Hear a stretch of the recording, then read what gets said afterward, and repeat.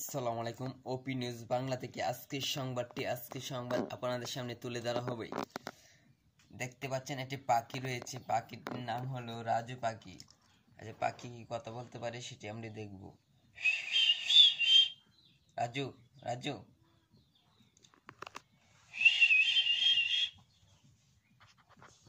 আজকে আপনার সামনে রাজু পাখিটি কিছু বলবে, সেটি আমরা দেখব।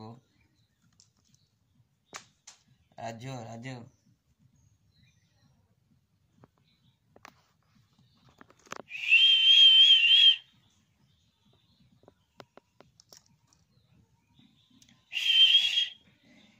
রাজু পাখি কিছু বলছে না, কেন বলছে না?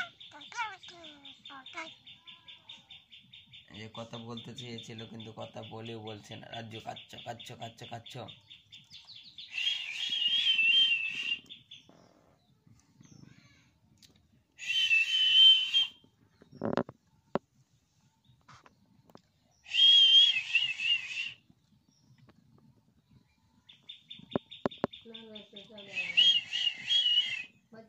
রাজু কাচ্ছ কাচ্ছ কাচ্ছ কোন ফুটি কাচ্ছ কাচ্ছ কাচ্ছ কাচ্ছ কাচ্ছ।